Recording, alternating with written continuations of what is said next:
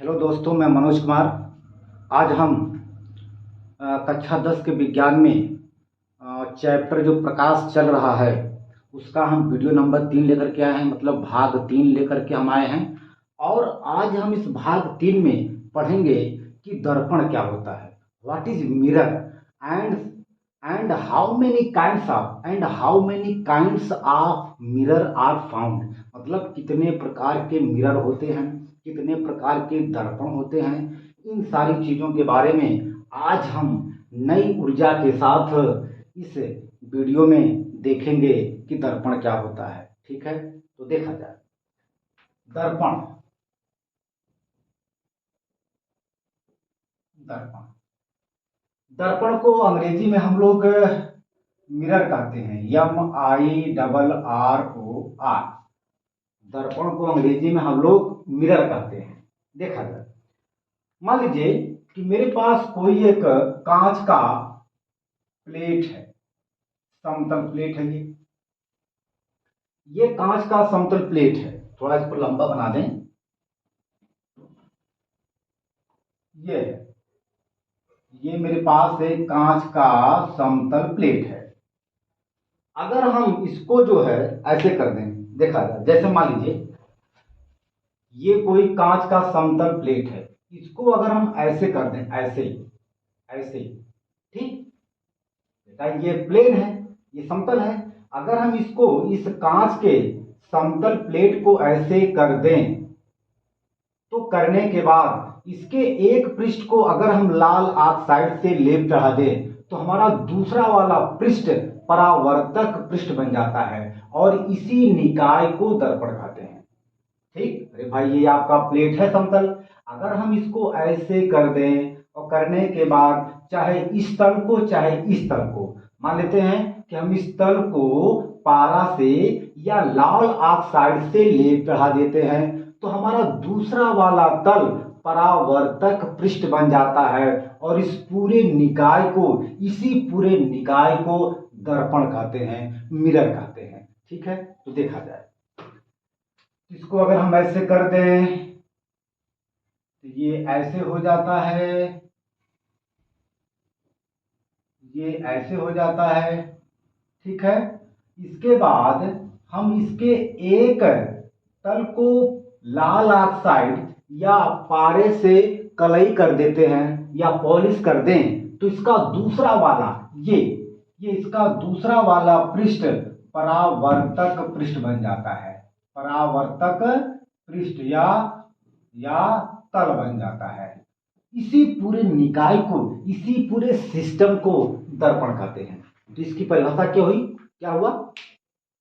यदि किसी कांच के समतल प्लेट के यदि किसी कांच के समतल प्लेट के एक तल को, एक पृष्ठ को पारे अथवा लाल ऑक्साइड से कलई कर दें, तो इसका दूसरा वाला पृष्ठ या तल परावर्तक तल बन जाता है और इसी पूरे निकाय को, इसी पूरे सिस्टम को दर्पण कहते हैं।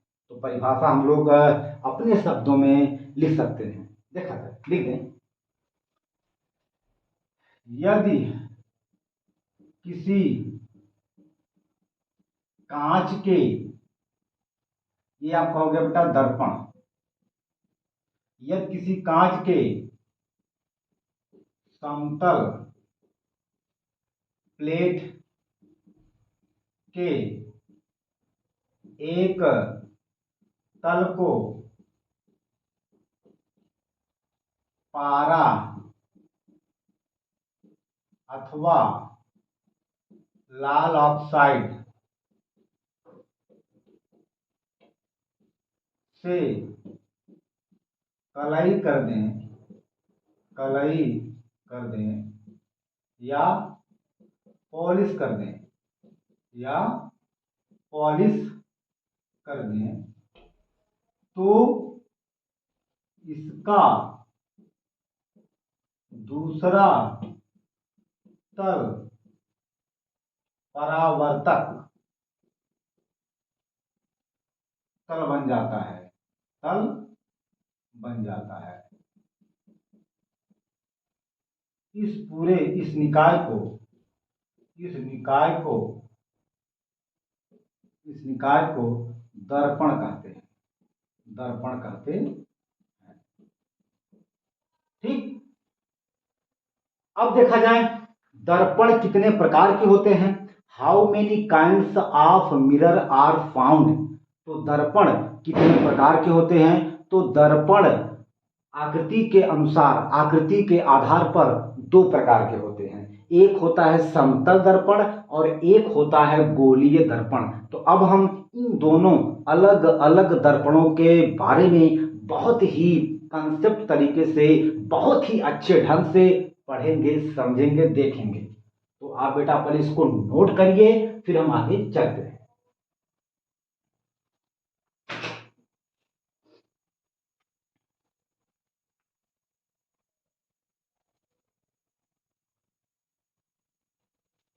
हो गया।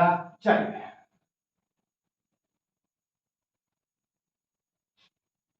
अब हम पढ़ेंगे दर्पण के प्रकार। दर्पण के प्रकार, ठीक है। इसको अंग्रेजी में कहते हैं टाइप्स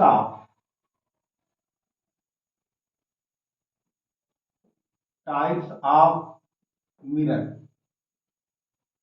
ठीक। तो हमने बताया कि दर्पण जो है मुख्य रूप से दो प्रकार के होते हैं। कौन कौन से लिखेंगे। दर्पण दो प्रकार के होते हैं। नंबर एक समतल दर्पण, नंबर एक समतल दर्पण, नंबर दो गोलीय दर्पण, गोलीय दर्पण। ठीक। तो अब हम सबसे पहले पढ़ेंगे समतल दर्पण। देखिए समतल दर्पण को अंग्रेजी में कहते हैं plane mirror, PLANE, plane mirror. और गोलीय दर्पण को अंग्रेजी में कहते हैं spherical mirror, SPHERICAL, spherical mirror. ये हो गया। अब हमें इन दोनों दर्पण के बारे में बहुत ही आसान शब्दों में, बहुत ही कम शब्दों में देखना है, पढ़ना है। ठीक। तो देखा जाए तो सबसे पहले हम लोग पढ़ेंगे समतल दर्पण के बारे में। तो हेडिंग डालेंगे समतल दर्पण। देखिए नाम से स्पष्ट है, समतल दर्पण। सम माने बराबर, तल माने तल, और दर्पण यानी कि हम कह सकते हैं जिस दर्पण का परावर्तक पृष्ठ समतल होता है। जिस दर्पण, देखिए भाई सम का मतलब क्या होता है, बिल्कुल बराबर एक तार, तल माने पृष्ठ, और दर्पण का मतलब दर्पण। यानी कि जिस दर्पण का परावर्तक पृष्ठ समतल होता है उसे हम लोग समतल दर्पण कहते हैं। देखा जाए मान लीजिए ये कोई कांच का प्लेट है ना, और इसका हमने बताया कि अगर हम इसके एक पृष्ठ को कलई कर दें या पॉलिश कर दें, चाहे पारा से कर दें, चाहे चांदी से कर दें, चाहे लाल ऑक्साइड से कर दें, तो इसका दूसरा वाला पृष्ठ परावर्तक पृष्ठ बन जाता है। और हम यहां देखते हैं कि इसका परावर्तक पृष्ठ बिल्कुल समतल है, एक सीध में है, एक समतल है। तो ऐसे दर्पण को हम लोग कहेंगे समतल दर्पण। तो इसकी परिभाषा क्या होगी कि जिस दर्पण का परावर्तक पृष्ठ, बेटा ये तो पालीदार सतह है, ये पालिश दार सतह हो गया, है ना। तो जब ये पालीदार सतह हो गया तो ये सतह परावर्तक तल या पृष्ठ हो गया, तल हो गया। तो परिभाषा क्या हुआ कि जिस दर्पण का परावर्तक पृष्ठ समतल होता है उसे समतल दर्पण कहते हैं। ये आपका समतल दर्पण हो गया, समतल दर्पण हो गया। लिख दें, देखा जाए, लिखेंगे आप। जिस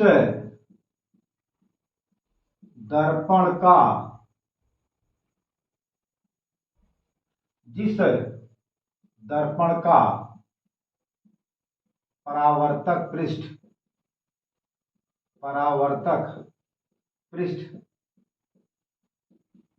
समतल होता है उसे समतल दर्पण कहते हैं। समतल दर्पण कहते हैं। ठीक है ना। अच्छा, अब हम बात करेंगे गोलीय दर्पण की। तो पहले आप इसको नोट करिए, फिर हम चलते हैं गोलीय दर्पण के बारे में पढ़ेंगे।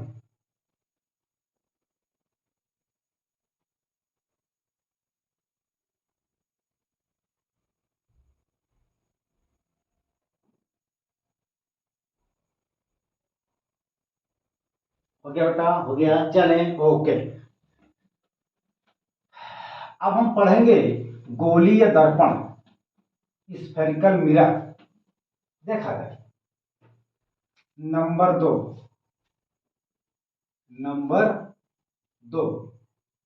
गोलीय दर्पण।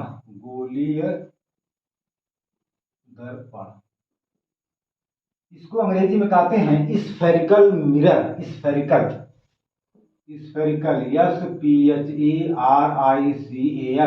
Mirror MIRROR। देखा जाए, मान लीजिए कि हमारे पास एक कांच का खोखला गोला है। भाई इसको अब हम बनाएंगे ना, देखेंगे कैसे ये है। मतलब अब हमें ये जानना है कि गोलीय दर्पण वास्तव में होता क्या है। तो देखा जाए, मान लीजिए कि मेरे पास एक कांच का खोखला गोला है। ये मेरे पास एक कांच का खोखला गोला है। ये कांच का खोखला गोला है। और सबको पता है, हम जानते हैं कि गोले का अपना एक केंद्र होता है। तो इसका केंद्र ठीक बीच में होगा। अच्छा, अगर हम इस कांच के खोखले गोले को यहां से काट दें तो ये आपका एक ऐसा हो जाता है और दूसरा ऐसा हो जाता है। ठीक, अभी आपका ये क्या है, पारदर्शी है। ये कांच का एक पारदर्शी, यह कांच का एक पारदर्शी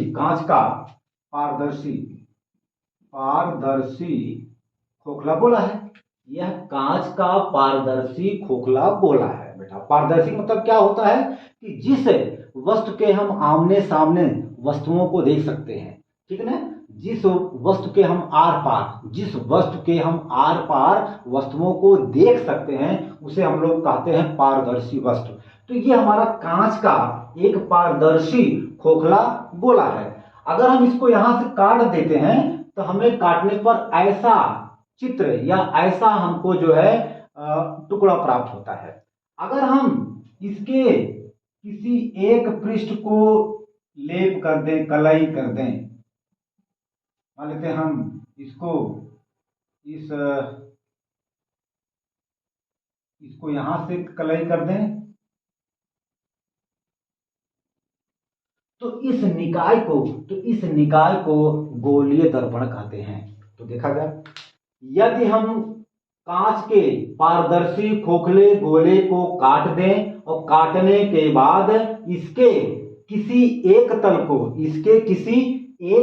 को कलई कर दें, पॉलिश कर दें, चांदी से, पारा से, लौह ऑक्साइड से, तो इसका दूसरा वाला पृष्ठ परावर्तक पृष्ठ या परावर्तक तल बन जाता है। इसी निकाय को गोलीय दर्पण कहते हैं। तो ये आपका पॉलिशदार सतह हो गया, पॉलिशदार सतह हो गया, है ना। ये भी इसका क्या है, पॉलिशदार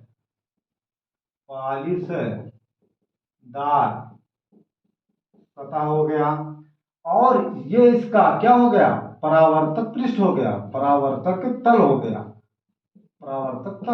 ये इसका क्या हो गया, परावर्तक तल हो गया। तो इसी निकाय को हम लोग कहेंगे गोलीय दर्पण। तो देखा जाए, यदि किसी कांच के पारदर्शी खोखले गोलीय, ये किसी कांच के पारदर्शी खोखले गोलीय गोले को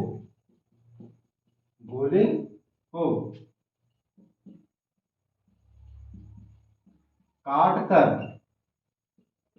उसके एक तल को कलई अथवा पॉलिश कर दिया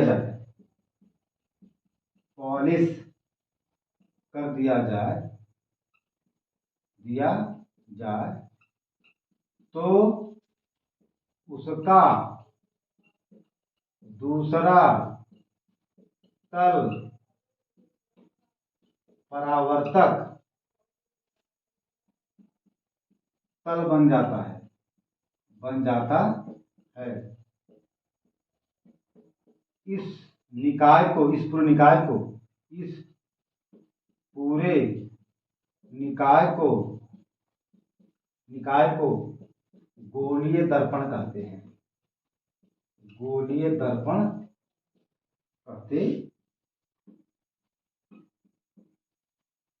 अच्छा, इसका एक डेफिनेशन और है।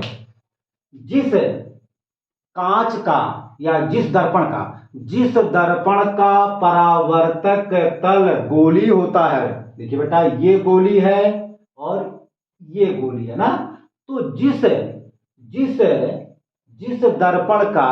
दर्पण का परावर्तक पृष्ठ गोली होता है उसे गोलीय दर्पण कहते हैं। यह इसका बिल्कुल शार्ट डेफिनेशन है, बिल्कुल छोटा सा डेफिनेशन है। यह भी सही है तो उसको भी हम लोग लिख सकते हैं। तो पहले आप इसको नोट करिए, फिर हम चलते हैं। हो गया देखा, चलो इसका एक डेफिनेशन और है। देखिए भाई, ये परावर्तक तल इसका क्या है, गोली है। इसका भी परावर्तक तल क्या है, गोली है।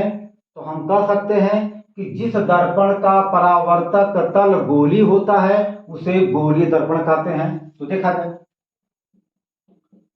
जिस दर्पण का परावर्तक तल गोली होता है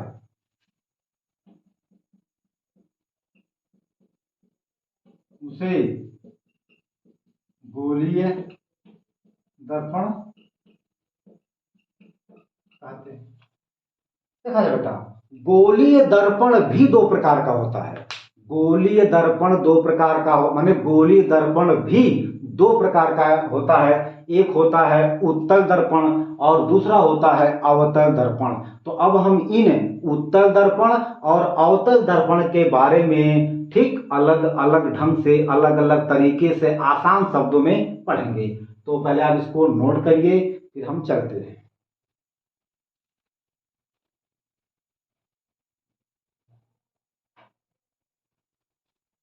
हो गया, मिटा दें। ओके,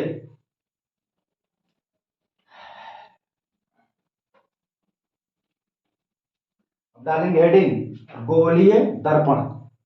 ठीक, तो लिखेंगे गोलीय दर्पण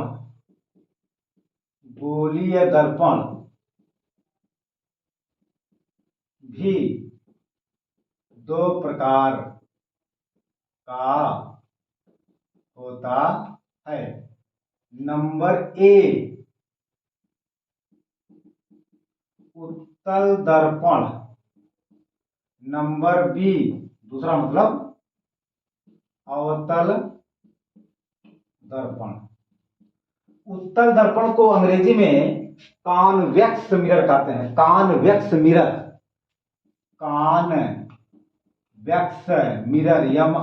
MIRROR। और अवतल दर्पण को अंग्रेजी में कॉनकेव मिरर कहते हैं। Concave mirror, CONCAVE CAVE mirror, MIRROR। अब हम लोग देखेंगे कि उत्तल दर्पण कैसा होता है और अवतल दर्पण कैसा होता है।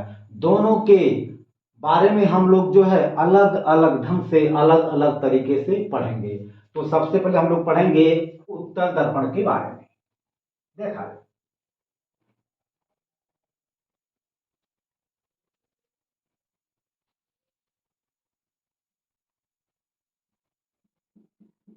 देखा जाए, हमारे पास एक ये गोली दर्पण है और इस गोली दर्पण का दबा हुआ तल पॉलिश किया गया है। दबा हुआ तल पॉलिश किया गया है। ये पॉलिश किया गया है, पॉलिश किया गया है,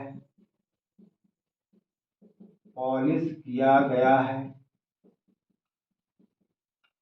और इसका ये उभरा हुआ तल, उभरा है ना, उभरा हुआ तल परावर्तक पृष्ठ है, परावर्तक पृष्ठ या परावर्तक तल है।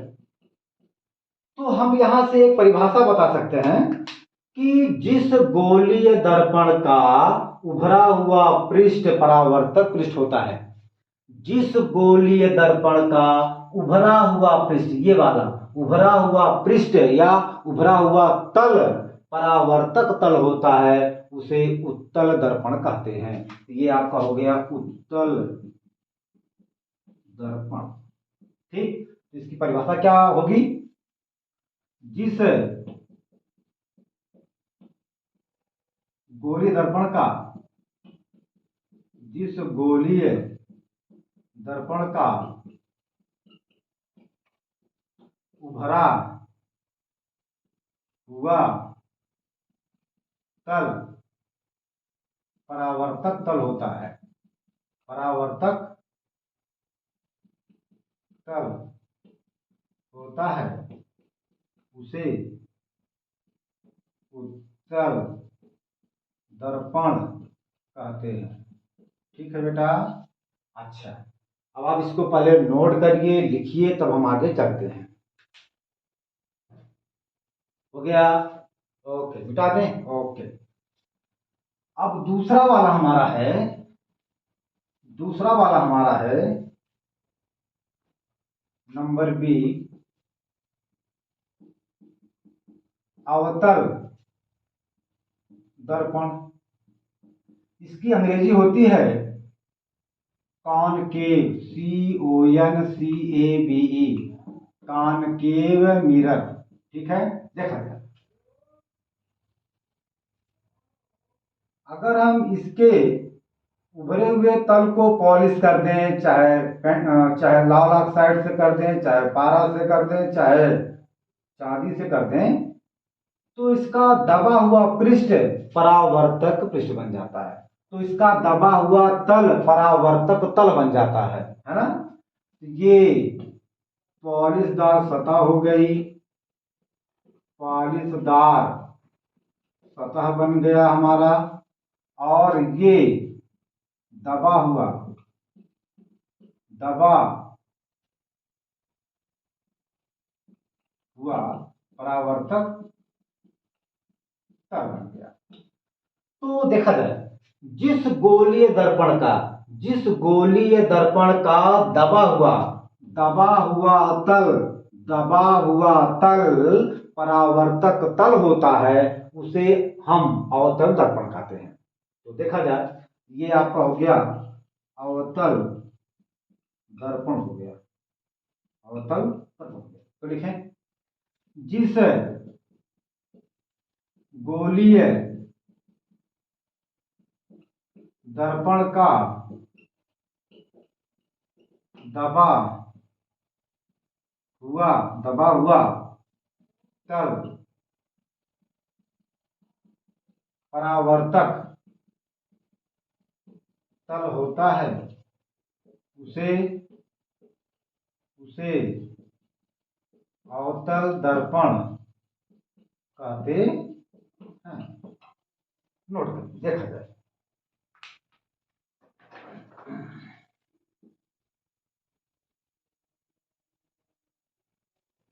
हो गया, हो गया। चल,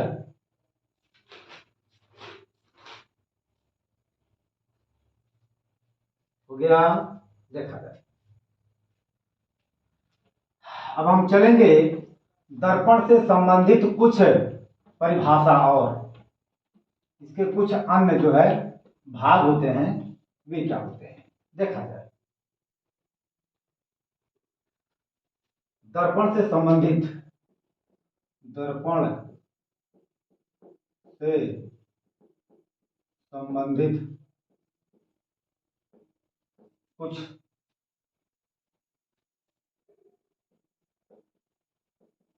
परिभाषा देखा जाए। पहला वाला मान लेते हैं, ए दर्पण का ध्रुव,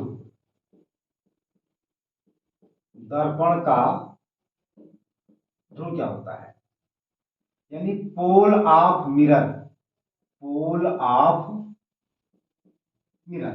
देखा जाए, हमने आपसे बताया कि दर्पण जो है दो प्रकार का होता है, एक होता है समतल दर्पण और दूसरा होता है गोलीय दर्पण। फिर हमने आपको बताया कि गोलीय दर्पण भी दो प्रकार का होता है, एक होता है उत्तल दर्पण और दूसरा होता है अवतल दर्पण। तो अगर हम यहां पर देखें, ये आपका ये आपका ये आपका उत्तल दर्पण है, उत्तल दर्पण है, राइट। क्यों? क्योंकि जो है इसका जो है उभरा हुआ तल परावर्तक तल है। और देखा जाए, ये जो है अवतल दर्पण है, अवतल दर्पण है। अच्छा, देखिए यहां से लेकर के यहां तक ये कहलाता है परावर्तक तल, मतलब यहां से लेकर के यहां तक परावर्तक तल कहलाता है। ठीक, परावर्तक तल का ठीक बीच वाला पॉइंट, बीच वाला बिंदु, ये वाला यहां से लेकर के, मतलब ये आपका क्या है, यहां से लेकर के ये वाला क्या है, परावर्तक तल है। तो ये लेकर के यहां से यहां तक, तो इसके ठीक यानी परावर्तक तल के ठीक बीच वाले बिंदु को ध्रुव कहते हैं। ये आपका हो गया ध्रुव। और ध्रुव को लिखते हैं कैपिटल पी से, कैपिटल पी से। क्यों? क्योंकि ध्रुव की अंग्रेजी होती है पोल, पोल क्या होता है, पोल, है ना, पोल। तो पोल का पहला अक्षर पी से शुरू है, तो इसलिए हम लोग कह सकते हैं कि ध्रुव को हम लोग कैपिटल पी अथवा स्मॉल पी से लिखते हैं। तो बात कंफर्म हो गई। परावर्तक तल, परावर्तक तल के ठीक बीच वाले बिंदु को, ठीक मध्य वाले बिंदु को ध्रुव कहते हैं। तो देखा जाए, लिख दें, परावर्तक तल के ठीक मध्य बिंदु को दर्पण का ध्रुव कहते हैं, दर्पण का ध्रुव कहते हैं। ठीक है बेटा, अब आप इसको पहले नोट करिए, फिर हम आगे चलते हैं।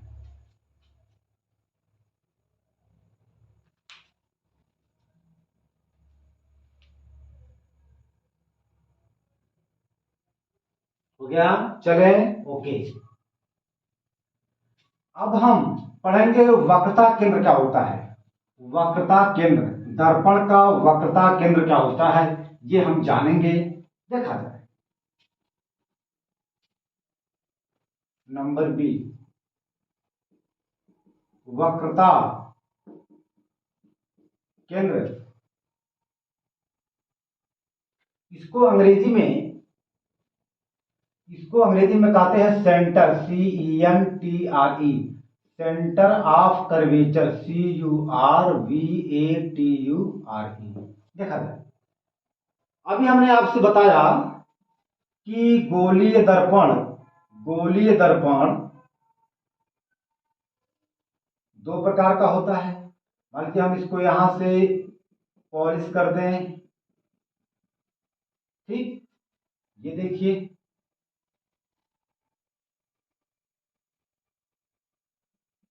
ये हो गया, अगर हम देखें, हमने आपको बताया था कि जो ये गोलीय दर्पण प्राप्त हुआ था, पहले ये कांच का पारदर्शी खोखला गोला था। तो हमने जब उसको काटा तब जा करके हमें उत्तल दर्पण और अवतल दर्पण प्राप्त हुआ। तो अगर हम लोग देखें, यह आपका उत्तल दर्पण है। क्या है? उत्तल दर्पण है। और क्यों बेटा? क्योंकि इसका उभरा हुआ तल परावर्तक तल है। मैंने आपसे इसके पहले आपको बताया कि जिस गोलीय दर्पण का उभरा हुआ तल परावर्तक तल होता है, उसे उत्तल दर्पण कहते हैं। और जिस गोलीय दर्पण का दबा हुआ तल परावर्तक तल होता है, उसे हम लोग अवतल दर्पण कहते हैं। ठीक, इतनी बात सबको समझ में आ गई? बेटा, यदि आपको वीडियो अच्छा लगे तो आपसे रिक्वेस्ट है, आप इसको लाइक करिए, शेयर करिए, सब्सक्राइब करिए। ठीक है? ओके, ताकि हमारा हौसला और बढ़े और हम ढंग से और अच्छे तरीके से और बेहतरीन ढंग से अपनी बात को यहाँ पर रख सकें और आपको अच्छे ढंग से सरल भाषा में आपको समझ में आ जाए। ठीक, देखा जाए, ये हमने आपको बताया कि वास्तव में जो ये उत्तल दर्पण है, चाहे अवतल मतलब कोई भी हो, गोलीय दर्पण वास्तव में एक जो है कांच के खोखले गोले का भाग है। क्यों? क्योंकि हमने इन दोनों को मतलब उत्तल दर्पण को और अवतल दर्पण को हम लोग कांच के पारदर्शी खोखले गोले को जब काटा है तो हमें वहीं से ये दोनों प्राप्त हुए हैं। तो ये वास्तव में जो है ये कांच का खोखला गोला था, ये भी था, है ना? मैंने आपको बताया कि प्रत्येक गोले का एक केंद्र होता है, सेंटर होता है। क्या होता है? सेंटर होता है। भाई, अगर ये गोला है, ये अगर कांच का खोखला गोला है तो इसका अपना एक सेंटर होगा। ये भी अगर गोला है, कांच के खोखला गोला अगर है, यह भी अगर गोला है तो इसका भी अपना एक सेंटर होगा। तो सेंटर को हम लोग लिखते हैं सी से। ये सी हो गया, ये सी हो गया, मतलब ये सी डैश है, ये सी है। तो देखा जाए, गोलीय दर्पण गोलीय दर्पण जिस कांच के खोखले गोले का भाग होता है, गोलीय दर्पण जिस कांच के खोखले गोले का भाग होता है, उस गोले के केंद्र को गोलीय दर्पण का वक्रता केंद्र कहते हैं। एक बार फिर से देखो, गोलीय दर्पण जिस कांच के खोखले गोले का भाग होता है, या ऐसे हम इसको बेटा कह लें, गोलीय दर्पण जिस खोखले गोले का भाग होता है, उस खोखले गोले के केंद्र को गोलीय दर्पण का वक्रता केंद्र कहते हैं। ये आपका हो गया वक्रता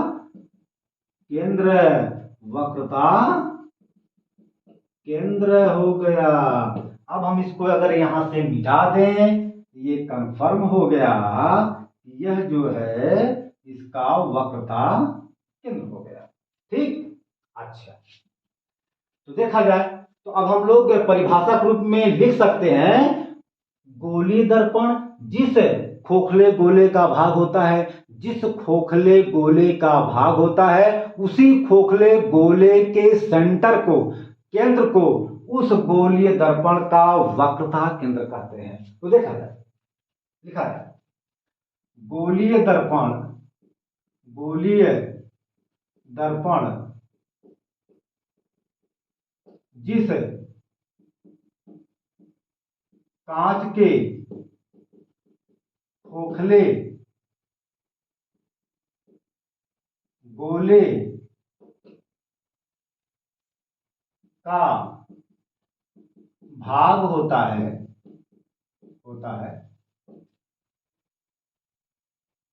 उस कांच के खोखले गोले के केंद्र को गोलीय दर्पण का वक्रता केंद्र कहते हैं, केंद्र कहते हैं। वक्रता केंद्र को कैपिटल सी से प्रदर्शित करते हैं, शो करते हैं या लिखते हैं। ठीक है ना। अब आप इसको छाप लीजिए, नोट कर लीजिए, लिख लीजिए, तब हम आगे चलते हैं। ओके, हो गया, हो गया, ओके, हटा दें, ओके।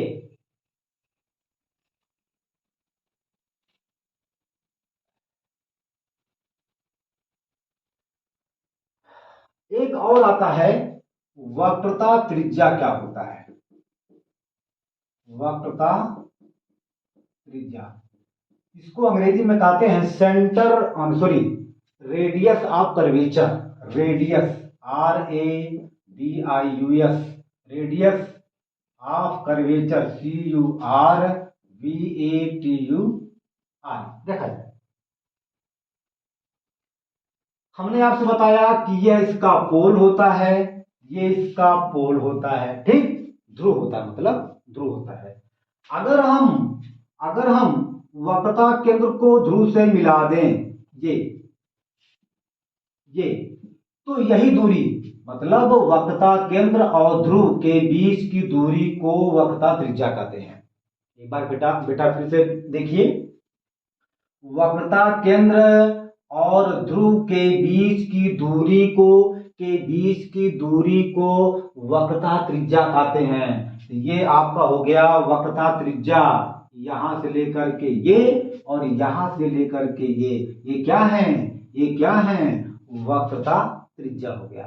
तो इसकी बहुत सिंपल सी परिभाषा है, क्या है, ध्रुव और वक्रता केंद्र के बीच की दूरी को वक्रता त्रिज्या कहते हैं। वक्रता त्रिज्या, रेडियस ऑफ कर्वेचर कहते हैं। ठीक है, तो देखा जाए, वक्रता केंद्र और ध्रुव के बीच की दूरी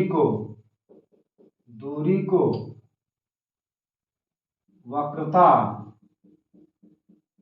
त्रिज्या कहते हैं। देखा जाए बेटा, वक्रता त्रिज्या को स्मॉल r से प्रदर्शित किया जाता है। ये हो गया, है ना। क्योंकि त्रिज्या का होता है अंग्रेजी रेडियस, और रेडियस का मतलब पहला अक्षर कैपिटल R है, तो हम लोग इसको स्मॉल r या कैपिटल R से शो कर सकते हैं। तो फिलहाल हम लोग यहां पर इसको स्मॉल r से ही शो करेंगे। तो हम लोग लिख सकते हैं कि वक्रता त्रिज्या को स्मॉल r से प्रदर्शित करते हैं। लिखेंगे वक्रता त्रिज्या को स्मॉल r से प्रदर्शित करते हैं। ठीक है ना, ओके, देखा जाए,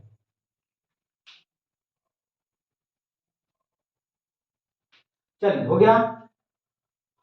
गया, इसको मिटा दें, ओके।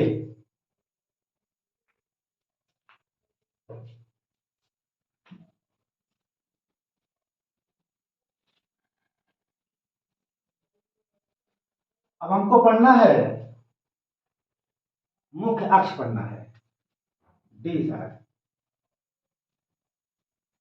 मुख्य अक्ष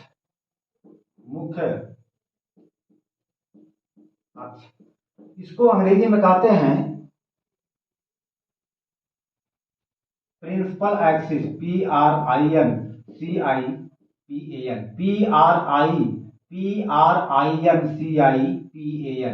प्रिंसिपल एक्सिस।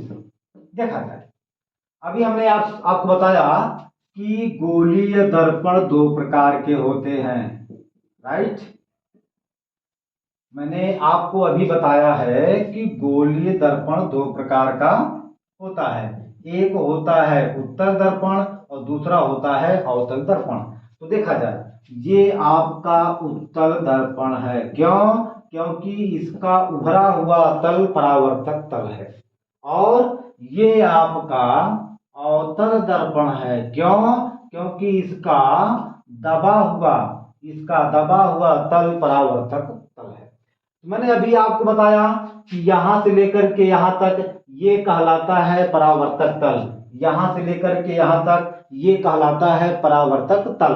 तो परावर्तक तल के ठीक बीच वाले बिंदु को कहते हैं ध्रुव, और ध्रुव को लिखा जाता है P से। और ये गोलीय दर्पण, ये गोलीय दर्पण जिस खोखले गोले का भाग होता है, उस खोखले गोले के, उस कांच के खोखले गोले के केंद्र को कहा जाता है वक्रता केंद्र, और वक्रता केंद्र को स्मॉल c से लिखा जाता है। देखा जाए, अगर हम वक्रता केंद्र और ध्रुव को मिलाते हुए एक लंबी सी रेखा खींच दें, तो ये रेखा गोलीय दर्पण की मुख्य अक्ष कहलाती है ना। अगर हम ध्रुव और वक्रता केंद्र, ध्रुव और वक्रता केंद्र को मिलाते हुए एक लंबी सी, एक सीधी रेखा खींच दें, तो यही सीधी रेखा, यही लंबी रेखा गोलीय दर्पण की मुख्य अक्ष कहलाती है। तो देखा जाए, ये आपका मुख्य अक्ष हो गया, ये आपका मुख्य अक्ष हो गया, ये आपका क्या हो गया? मुख्य अक्ष हो गया। तो देखा जाए, वक्रता केंद्र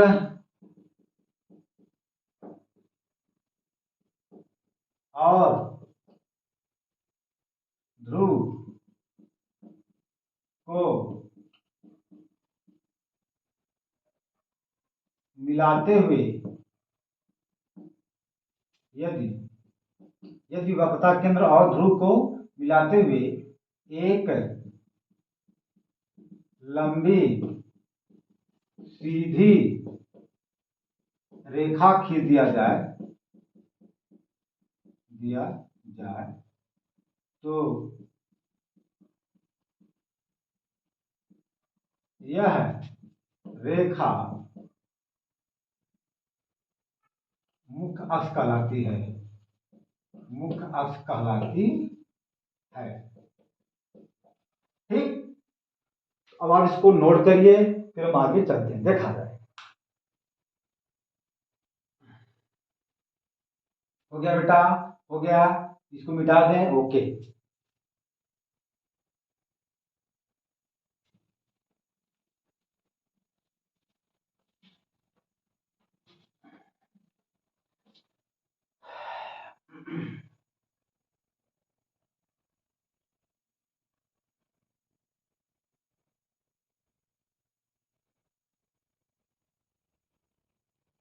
देखा जाए, अब हमको बेटा पढ़ना है ई फोकस बिंदु, फोकस बिंदु, फोकस बिंदु, मुख्य फोकस देखा जाए, मुख्य फोकस, इसे अंग्रेजी में कहते हैं principal focus, PRINCIPAL focus, FOCUS। देखा जाए, हमने ये आपको बताया कि गोलीय दर्पण दो प्रकार का होता है। एक होता है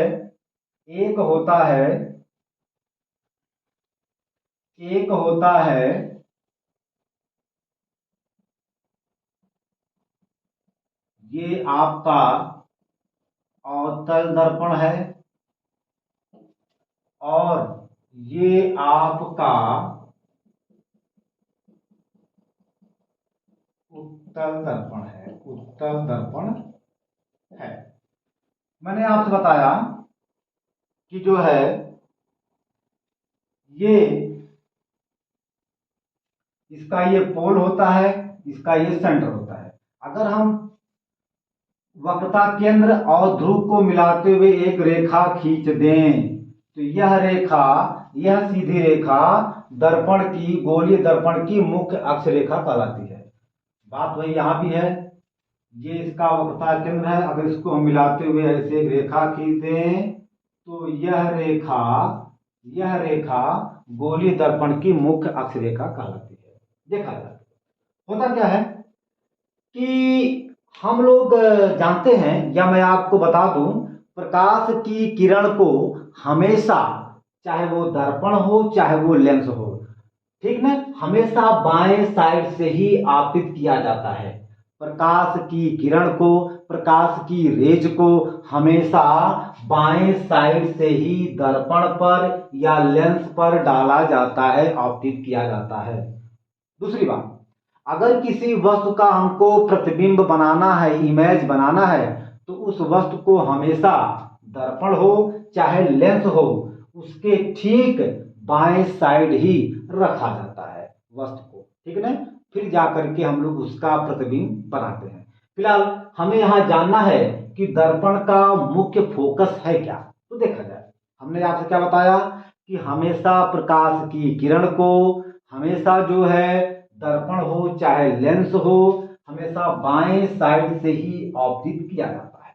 तो देखा जाए, मान लीजिए कोई प्रकाश की किरण, ये मुख्य अक्ष के, ये बेटा क्या है, ये आपका मुख्य अक्ष है। क्या है? मुख्य अक्ष है। ये आपका क्या है? मुख्य अक्ष है। तो देखा जाए, जब कोई प्रकाश की किरण मुख्य अक्ष के समांतर दर्पण पर, गोलीय दर्पण पर आपतित होती है, तो दर्पण से परावर्तन के बाद मुख्य अक्ष के जिस बिंदु से होकर जाती है, मुख्य अक्ष के जिस बिंदु से होकर जाती है, उसी बिंदु को दर्पण का, गोलीय दर्पण का मुख्य फोकस कहते हैं। तो देखा जाए, वास्तव में होता क्या है, यहां देखा जाए, जब कोई प्रकाश की किरण मुख्य अक्ष के समांतर दर्पण पर आपतित होती है, तो दर्पण से परावर्तन के बाद, ठीक है, दर्पण से माने सॉरी, दर्पण से परावर्तन के बाद देखा जाए, जिस मुख्य अक्ष के जिस बिंदु से जाती हुई प्रतीत होती है, मुख्य अक्ष के जिस बिंदु से जाती, यहां उत्तल दर्पण में मुख्य अक्ष के एक बिंदु से जाती हुई प्रतीत होती है, लेकिन अवतल दर्पण में वास्तव में मुख्य अक्ष के एक बिंदु से जाती है, मुख्य अक्ष के एक बिंदु से वास्तव में जाती है, यहां पर जाती हुई प्रतीत होती है। तो इसका परिभाषा क्या हुआ कि जब, मतलब गोरी, मतलब क्या हुआ कि मुख्य अक्ष के समांतर, मुख्य अक्ष के समांतर आने वाली प्रकाश की किरणें दर्पण से परावर्तन के बाद जिस बिंदु से वास्तव में जाती है या जिस बिंदु से जाती हुई प्रतीत होती है, जिस बिंदु से, मुख्य अक्ष के जिस बिंदु से जाती है, वास्तव में जाती है, और मुख्य अक्ष के जिस बिंदु से जाती हुई प्रतीत होती है, उसी बिंदु को दर्पण का मुख्य फोकस कहते हैं। तो इसका ये मुख्य फोकस मान लीजिए एफ हो गया, और इसका मुख्य फोकस एफ डैश हो गया। तो बेटा इसका मतलब इसका परिभाषा क्या हुआ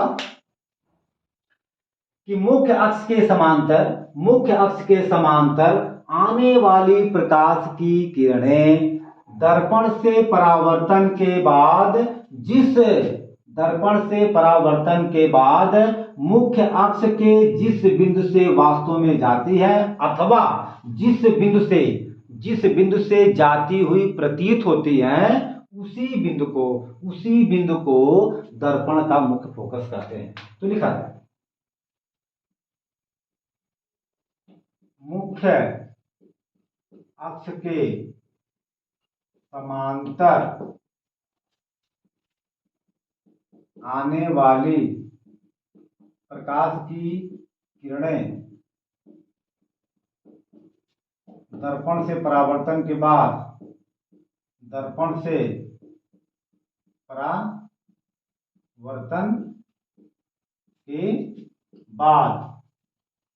मुख्य अक्ष के जिस बिंदु से